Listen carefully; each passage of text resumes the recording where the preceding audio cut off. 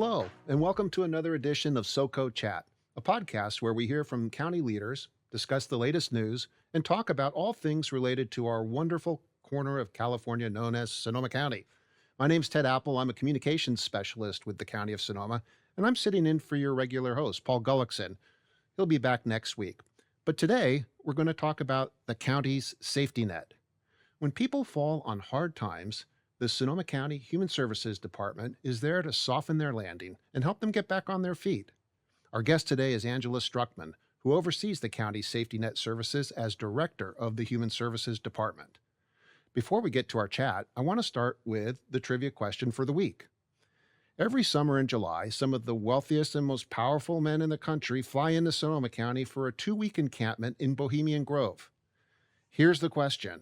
How long have members of the Bohemian Club been meeting in the Redwoods outside Monterey? What year did they begin gathering in the Grove? If you know the answer, call us at 707-585-2342 or email us at publicaffairs, one word, at sonoma-county.org. Now, let's jump right into today's show. The Sonoma County Human Services Department is the largest single department in county government.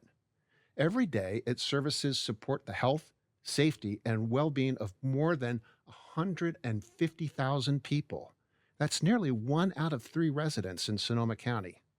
It's an important job for the county, and it's one that's led by today's guest, Angela Struckmann. Angela is here to tell us more about what the Human Service Department is doing to help Sonoma County residents thrive and reach their full potential. Welcome to SoCo Chat, Angela. Thanks, Ted. Now, we could spend all day talking about the various services that your department offers. But briefly, how would you describe your overall mission? So the mission of the Human Services Department is really to bridge people to opportunities through our responsive safety net services. And that means that we do a lot of work with the community, especially with vulnerable populations, to make sure that they have their basic needs met. And this could include cash aid or money for food. It includes things like medical coverage, help getting training or entering into a new job. We also offer protection for people who may be victims of abuse or neglect. That could be children or older adults. And so we really are there to provide that safety net that picks people up sometimes during their most difficult times and make sure that they can get back on their feet and thrive and have the life that they'd like to have. Speaking of that, our vision for our services is really we want people to be able to live freely chosen lives up to their full potential throughout their lifespan. And that's really getting at our desire to erase the impacts that race and poverty and zip code have on people's outcomes. So a lot of our services are really meant to mitigate the challenges that people have and sort of work with the community in partnership to make sure that we're supporting them to, again, live the lives that they want to have healthy and safe families and children, and really serve the community the best that we can to offer all of the programs and services to get people back on their feet. So as you said, it would encompass cash aid for people who need help making ends meet. It would include help to put food on the table for people who are hungry. You keep children safe and our seniors safe as well. If there are people out there listening today and that sounds like them or someone that they know who could use assistance like that, how would they get more information? What's the best way to connect with your department? One of the best ways is to find us on the internet, to search Sonoma County Human Services Department. We've recently revamped our website to make it much more easy to find the services based on the needs that you have. So if you're looking for help with food, there's a button that you can press for help with food or help with cash aid or employment. So it should be very easy to navigate on our site to find the services that would be helpful. We also have an information line, and that is 707-565-INFO or 565-4636. And that is a group of social workers ready to speak with people on the phone and offer supports and resources to meet the needs of that individual person or family. That information line is primarily focused on services for older adults and people with disabilities, but it's absolutely a resource that anybody in the community can use to access our services. We also offer, if people want to walk into our office, our adult and aging office on Westwind Boulevard, those same social workers that answer the phone are also available to sit down with people and have a one on one meeting to offer resources that may be helpful for their certain needs. Well, great. Uh, that seems pretty simple to get in touch with you. You're not hard to find. No, we certainly don't want to be. We want to be very available to everybody. You mentioned older adults. Let's talk about them for a moment because there's a really powerful demographic shift happening here in our county.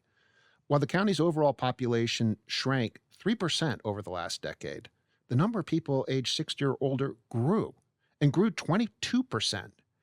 As a result, more than 1 in 4 Sonoma County residents are now 60 or older, and in just over 5 years, that number is expected to exceed 30% of the county's population. That's a big change in the makeup of our population. How's the county preparing for that? We're preparing in a couple ways. We're definitely watching the trends and realizing that our community is growing faster in that population than many communities across the state. So we definitely are working on ways to be able to meet that need.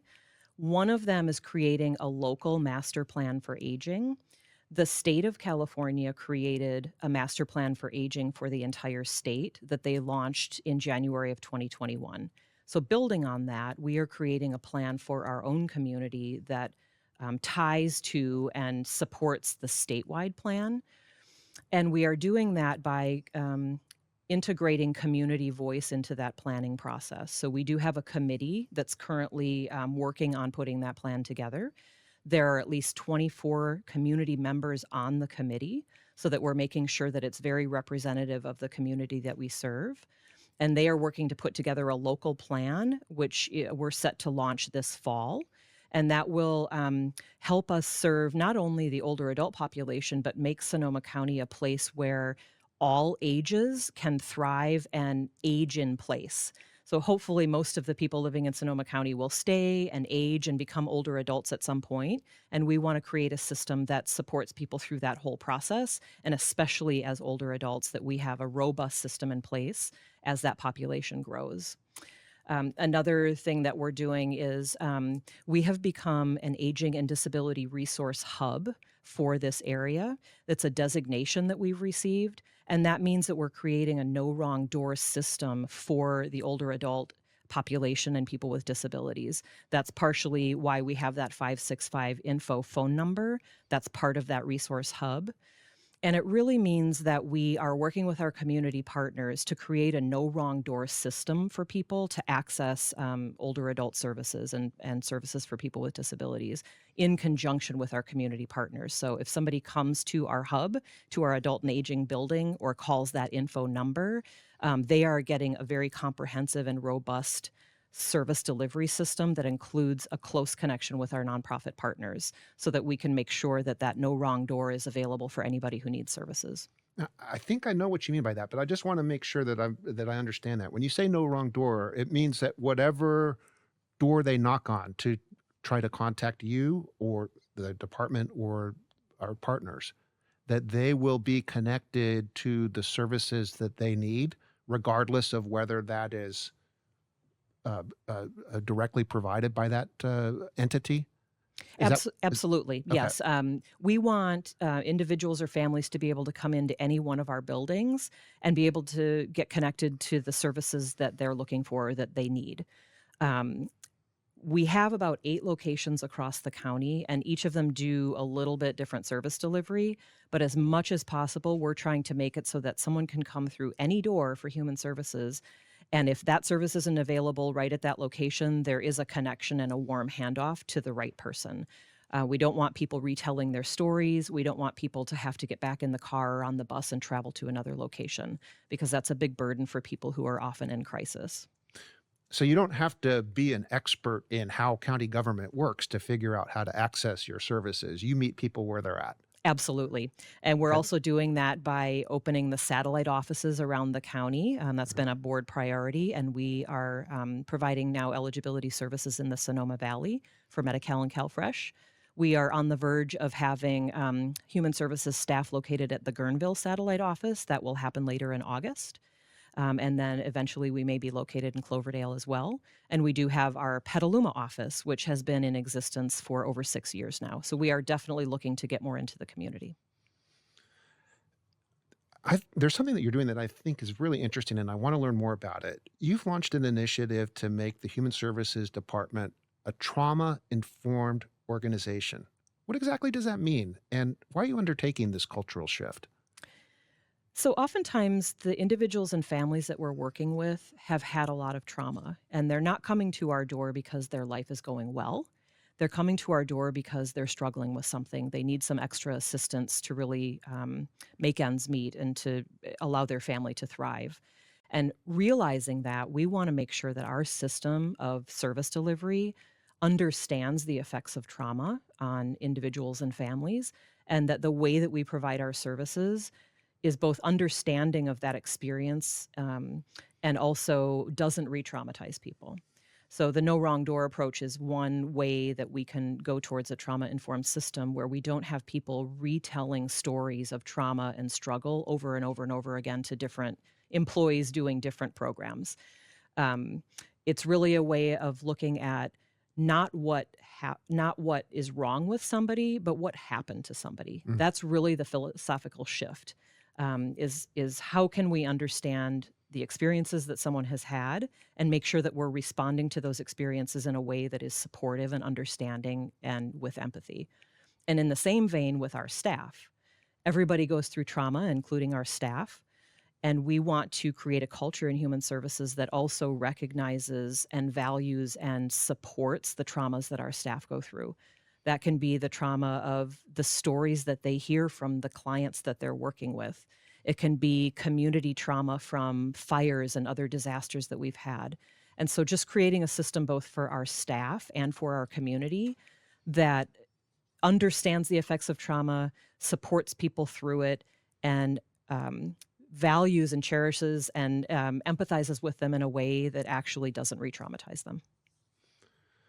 Well, Lord knows there's been no shortage of trauma in this county, particularly caused by some of the disasters that we've experienced. And your department plays a direct role in that. When a wildfire, a flood, or other type of disaster strikes, the Human Services Department plays a central role in the county's response by standing up evacuation shelters and helping people with their basic needs. How has that part of your mission, of your job, changed since the 2017 fires? We are planning and preparing for disasters all year round now. We've had many disasters since 2017, and we've learned a lot from every one of them, and we've gotten much better and much more proactive in our response. So, in human services, we're responsible for care and shelter, which means if there's a disaster, we are opening up a shelter and welcoming people in for as long as they need to be evacuated from their homes. And as part of that, we've created a system where we have our temporary evacuation point that's a quick spot for people that are evacuating to figure out what resources they need. It may be coming into a shelter, it may be going to a hotel, it may be many different things. So that's the start of our process, is that we help somebody at that moment of evacuation figure out which direction they need to go. If they do enter into our shelter, we are supporting them now from the very beginning. The minute they step into the shelter, we've created a universal disaster intake process, which means that we're gathering some information from people the minute they come into the shelter so that that work towards recovery happens right from the beginning. In the past, it was more a process where we waited until the shelter was about ready to close down, and then we would be trying to figure out what people needed to be able to move on from the shelter. This is a huge step forward for us to really start that recovery process the minute somebody comes into our care. We've been doing a lot of staff training so that staff all have assigned roles ahead of a disaster so they know what they need to do. They're trained in that, whether it's being a shelter worker or a shelter manager or a temporary evacuation point worker. staff have their assignments and they've been trained so that the minute something happens, we're ready to respond. And what about all the other important work that you do during this time? How does that, what happens?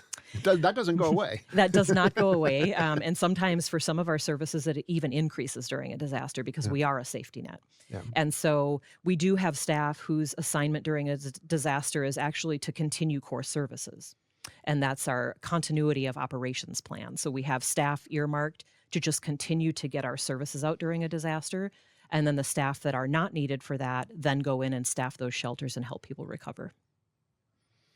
Cool. Um, Now, one of the many services that your department is responsible for delivering in this county is Medi-Cal. Um, and I know that California has made it a priority to expand access to healthcare coverage this year by expanding eligibility for Medi-Cal, which pays for healthcare for people who have limited incomes. What do those changes mean here for people in Sonoma County? There was a recent Medi-Cal expansion that now covers all individuals, whether they are documented or not. And so the immigrant population in the past wasn't necessarily covered by Medi-Cal if they weren't documented immigrants in the Sonoma County area. And so thankfully, the state of California and the governor prioritized and understood the importance of making sure that everybody could have health care. And so now, regardless of documentation, people can qualify for Medi-Cal, individuals and families. It is income based, and so there is an income threshold. And if you're under that threshold, you would qualify for Medi-Cal, and that allows individuals and families to not have to use the emergency system for primary care. Now that everybody is eligible for Medi-Cal, they can get primary care. They can go see a doctor before something gets bad, and really, it just helps our entire community be healthier. It saves costs to the healthcare system, and it's just, I really think healthcare is a right, and I think our state thankfully feels that way as well. And that expansion has really allowed Medi-Cal to cover everybody. The other thing I would add is for individuals who are a little above the income threshold for Medi-Cal, there's also Covered California. It's another thing we're fortunate to have in California is taking advantage of the Affordable Care Act. So for individuals who don't have coverage maybe through an employer, they can also look to Covered California for health coverage to meet all of their healthcare needs. And we do help with that as well. I know that people seeking CalFresh and Medi-Cal benefits experience some very long delays, delays that delays while waiting for their applications to be processed last year. These were delays that you felt were so significant that you wanted to warn the public about it and asked for their patience. What were the causes of those delays, and how are things going now? Yes, we've had some significant delays in our processing of Medi-Cal and CalFresh, and that really started during the pandemic when we had a lot of struggles with keeping fully staffed in our eligibility positions. At one point, I believe we hit about 30% vacancy in eligibility workers, and that was the most challenging position to fill during the pandemic. And so that started a process of having longer wait times. Another largely contributing factor was that we had to change eligibility systems and go to a new statewide system in September of 2023. Talking about a computer system? Yes, a computer Yeah, system. yeah. The entire state of California had to transition to a new system so that we were all in the same system, which is ultimately a good thing. But it was a very large learning curve for our staff to learn a brand new system for administering eligibility programs, which are already very complicated programs. They are getting their feet under them now with that new system. We've also been able to fill many of our positions such that I believe at this point we're under a 5% vacancy rate for eligibility specialists, the last I knew. So we've made huge progress there.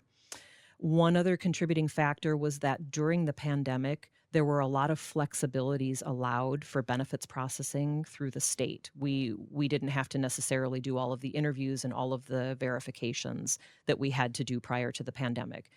In June of last year, all of those flexibilities and waivers mostly went away. And so all of those requirements and more stringent eligibility processes came back into play around the same time that we went onto the new system and we were struggling with vacancies. And so we are slowly making progress.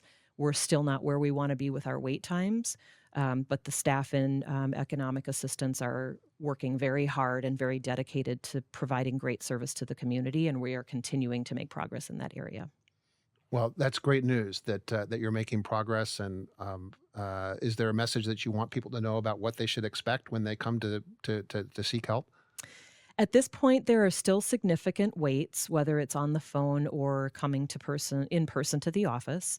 I do encourage folks to go on to our human services website where they can link to MyBenefitsCal, which is a way to apply for benefits online. And you can skip the phone wait and you can skip the lobby wait. You can also look up the status of your benefits. And so I really highly encourage anybody who has the access to a computer to go on and use the MyBenefitsCal system to forego some of the wait time and really streamline their benefits process. That's a great suggestion. Um, well, last question. You've got a big job. Um, you've got roughly 1,000 people who work in your department. It's the about nearly a quarter of all of the employees in the county government work in human services. Um, it's an important job. What do you like most about it? I love the fact that, first of all, I work with such amazing people that are dedicated to public service. All of the staff in human services are doing work that they're passionate about. They know that they're making a difference in the community, and to be surrounded by people who care about the community so much that they've dedicated their career to it is really an amazing place to be. And I also feel fulfilled because my career is spent making sure that this community is um, cared about and protected and given everything that I can give to make sure that people are thriving and have equal opportunity and equitable access to services. And the fact that I get to do that every day through the decisions I make, through the programs that I administer, and through some of our innovations, it's just an honor. I feel like that's such an honor for me to be able to do that for the community. And I really value that. Well, thank you. Thank you for being here today. But more importantly, thank you for all that you're do for the people here in Sonoma County. The work that you and your staff are doing is extremely important, and it makes our community better in many ways. Um, I wish I had more to give you. I have a cup though for you. You get to take home a little souvenir of your appearance here on SoCo Chat, and I hope you'll come back and join us again sometime to talk more about the work that you're doing. Um, we'd also like to give our listeners a chance to receive one of our SoCo Chat coffee mugs. Answer this week's trivia contest, and you'll be entered into a drawing to win one. Our question again is this: how long have members of the Bohemian Club been meeting in the Redwoods outside Monterey? Specifically, what year did they begin gathering in the Grove? If you know the answer, call us at 707-565-2242 or email us at publicaffairs@sonoma-county-or sonoma-county.org. Should know that by now. Be sure to include your phone number so we can call you and let you know if you won. Also, if you have comments about this or any other segment, or have a suggestion for a topic for a future SoCo Chat discussion, please email us at that same address, publicaffairs@sonoma-county.org. Thank you all, and we hope you continue to follow SoCo Chat on Spotify, Apple Music, Amazon, and of course, YouTube. See you next time.